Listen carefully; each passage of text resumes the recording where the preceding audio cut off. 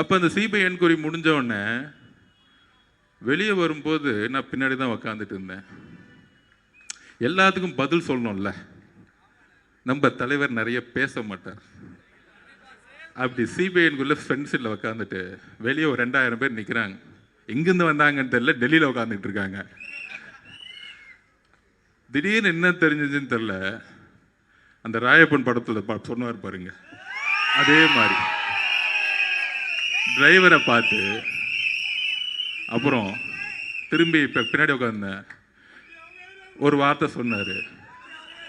நான் சொன்னேன் CBI enquiry போய் முடிச்சுட்டு லிஃப்டில் வரும்போது, அண்ணா எலெக்ஷன் கமிஷன் நோட்டிஃபிகேஷன் பண்ணிட்டாங்க, தேர்தல் ஏப்ரல் மாதம் 23 அப்படியே அமைதியாக கேட்டுக்கிட்டு இருந்தார். வண்டியில் உக்காந்துட்டு டக்குன்னு டிரைவரை பார்த்து மேலே வந்து கிளாஸ் ஓப்பன் பண்ணுங்கன்னு சொன்னார். எனக்கு அப்பையும் இன்னும் அண்ணன் காற்று வாங்கிறதுக்கு பண்ணுறாரா அப்படின்னு நினச்சேன். அப்புறம் ஒரு குரல் வந்துச்சு, என்ன அர்ஜுன் ஆரம்பிச்சிடலாமா இங்கிருந்தே அப்படின்னு கேட்டார்.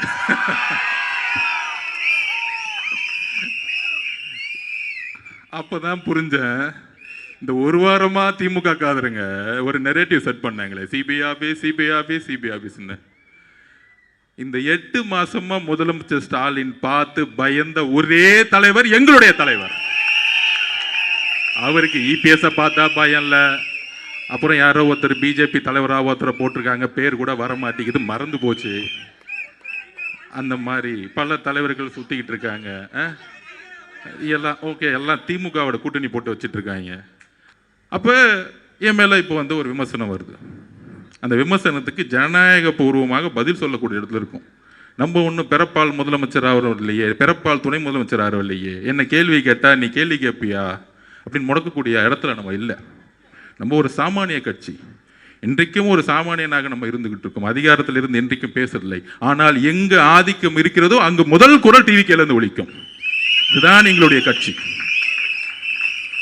அப்படி சிபிஐல என்கொயரி முடிஞ்ச உடனே பிரச்சாரத்தை அப்படி மேலே எந்திரிச்சார். டைவர்ட் ஆகிட்டேன்னு நினைக்கிறேன். இதுதான் நம்ம பிரச்சனை. ஏன்னா அவ்வளோ கோவம் உள்ள இருக்கு. அப்போ மேலே எந்திரிச்சாரு. அப்படி எந்திரிச்சு மேலே நின்று ஆரம்பிக்கலாமான்னு கேட்டார். அப்படி மேலே எந்திரிச்சு என்ன பண்ணாருன்னா சிபிஐ ஆஃபீஸ்குள்ளேருந்தே மேலே எந்திரிக்கிறாரு. அண்ணனுக்கு தைரியம் இருக்கு, அது வேற மாதிரி தெரியும். அப்ப எந்திரிச்சு அந்த கேட்டுக்கு வெளியே வந்து மேல பார்த்துட்டு அங்க 2000 பேர் நான் கையை காமிச்சிட்டு பத்திரமா இறங்கிட்டு, இது போதுமா அப்படின்னு கேட்டார். இது போதும்னு அப்படின்னு நானும் சொன்னேன். அப்ப இன்னுமேட்டு இந்த எஸ்ஓபி இதெல்லாம் கிடையாதுல்ல அப்படின்னு கேட்டார்.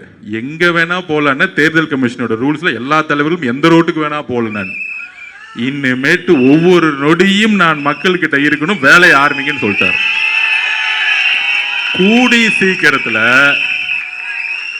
உண்மையான ஆலையை தமிழகம் முழுவதும் இருக்க நெடுஞ்சாலைகளை நீங்க பாப்பீங்க, மக்களுடைய கூட்டத்தை நீங்க பாப்பீங்க அவர்களுடைய வருகையை நோக்கி வரும் பொழுது. அதுதான் பயம். சரி, டெல்லியில பிரச்சாரத்தை அண்ணன் ஆரம்பிச்சிட்டாரு. அடுத்தது மாடல் கோடு வந்துருச்சு. எங்க முதல் கூட்டத்தை போடலான்னு யோசிச்சோம். இந்த தீய சக்திக்கு முதல் காரணம் யாரு? இந்த கொடுமையான ஆட்சிக்கு முதல் காரணம் யாரு? இந்த 4.5 வருஷம் எதுவுமே செய்யாம நாடகம் ஆடி டிராமா பண்ணது யாரு? இந்த டிராமா கம்பெனியை ஒழிக்கணும்னா கொளத்தூர்ல இருந்தா முதல்ல ஆரம்பிக்கணும்.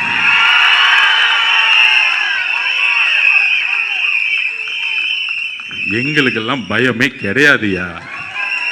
நீ என்ன வேணா பேசிக்கோ, அவதூறா பேசிக்கோ, ஆதவர்ஜனா இப்படி, ஆதவர்ஜனா குடும்பம் அப்படி, ஆதவர்ஜனா மாமனார் இப்படி, என்ன வேணா பேசிக்கோ, காதை கேட்காது. போய்கிட்டே இருப்போம். எங்க குறிக்கோள் என்ன?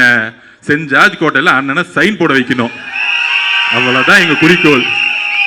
இந்த அள்ளு சில்லற பேசுறதுக்கெல்லாம் பதில் கொடுக்கலாம் எங்களுக்கு டைம் கிடையாது. மொதல்